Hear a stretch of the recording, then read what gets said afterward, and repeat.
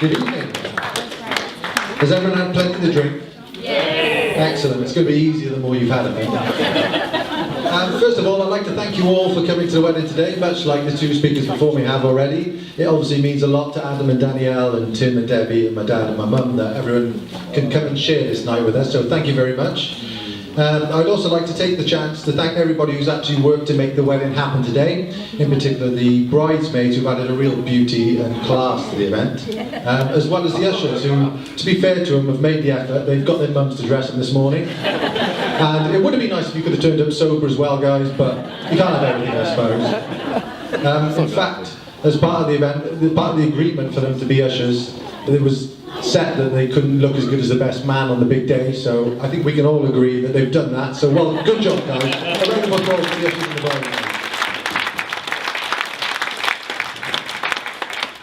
bridesmaids. Before I talk about Adam a little bit, I'd like to say welcome to the family to my new sister, Danielle.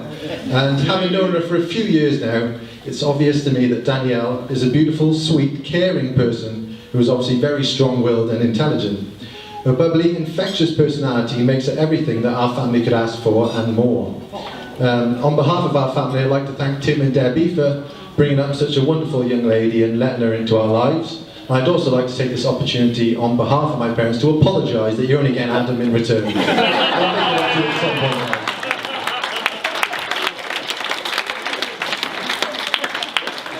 But now on to Adam. Adam Russell Slaughter. Born the 18th of January 1991 at the Royal Gwent Hospital in Newport. He'd been due on the 7th of January, but Adam being Adam, he took his sweet time in coming along. Something that would be pointed out to all of us in the family very, very much when he became a teenager, and every family trip took an extra half an hour as we had to wait for Adam, preening every inch of his hair with gel, as well as applying industrial-sized vats of Clearasil to his face. Now, I must admit that me and Adam didn't actually have the best of starts. And believe it or not, my very first memory as a child relates to Adam. I can remember being at home with my dad and my sister whilst my mum was in hospital giving birth to Adam.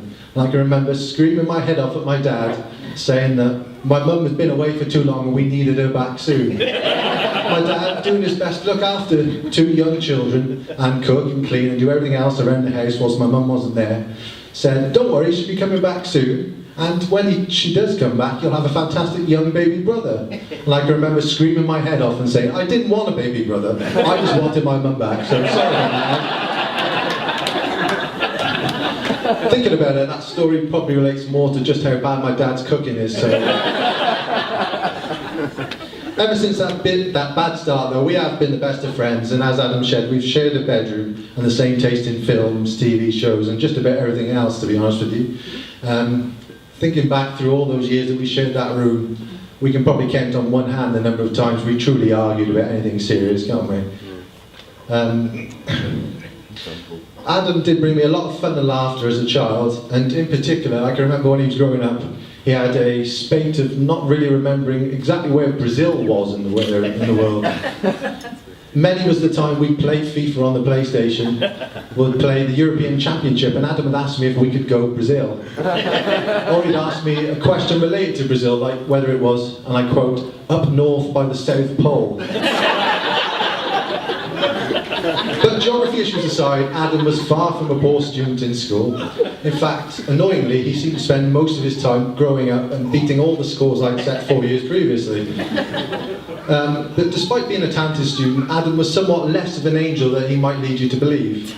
With at least one incident of photocopying his arse on the photocopier at Norton School, as well as being caught mooning a passing coach full of girls on the way to another school trip.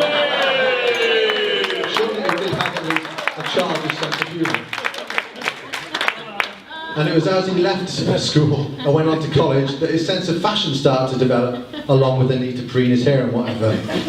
Although the fact that he spent a good long time using a piece of string to hold up his trousers whilst at college, after his belt broke, leads me to think that it probably wasn't yet fully developed. It was also at college where he started sleeping in his friend Jack's garden, after he started coming home early from nights out when he just couldn't handle it with the boys.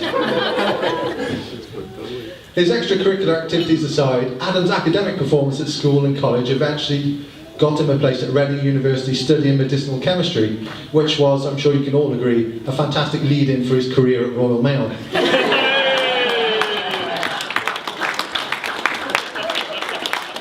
More importantly than his degree, it was in Reading that Adam met Danielle in what she once described to me politely as a skanky little club called Q Bar. Now, I've been told that Q Bar is known to locals as Reading's sexiest hotspot, so I can only assume that Adam's hair was at its most magnificent that night altogether. And with hair of that magnitude, I can assume that Danielle had no chance but to fall for him on the night. But in all seriousness, I think that the location of their first meeting should serve to remind us all that true love can appear anywhere at any time, even in skanky little clubs as well. And since finishing his degree and returning to Newport, Adam has settled down with Danielle, and as I'm sure many of you will know, they have a nice little house not too far from where the wedding was held this morning. In fact, apart from a weekend of debauchery in Prague last month for his stag do that saw him humiliated on more than one occasion, you'd be glad to know, life has been quite quiet and peaceful for him as he started to build his adult life with Danielle. I do hope you bought that Roman gladiator costume we got you for later on now. In all seriousness, Adam is about as wonderful a friend, brother and human being as anyone could ask for. And I truly believe that he has found the one woman who brings out the best in him and makes him truly happy, which is all that anyone can really ask for their sibling. Hey.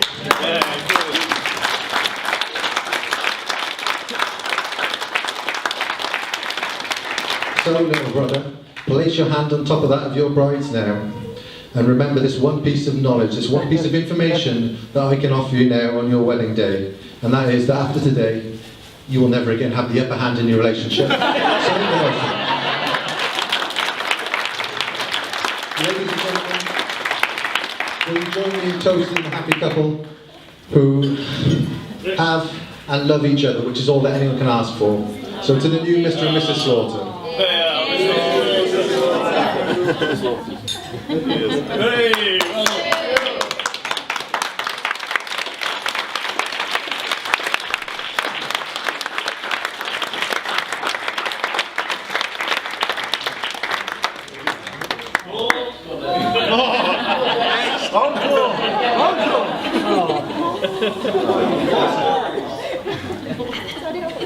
If any of the ushers want to contribute any stories at this point, please feel free. Go on, Jack.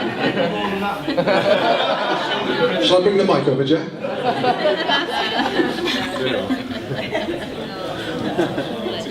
Well done. Well done, everyone. Yeah, fantastic.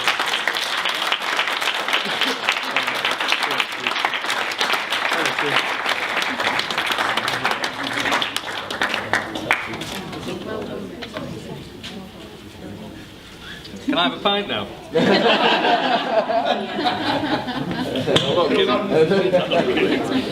kidding.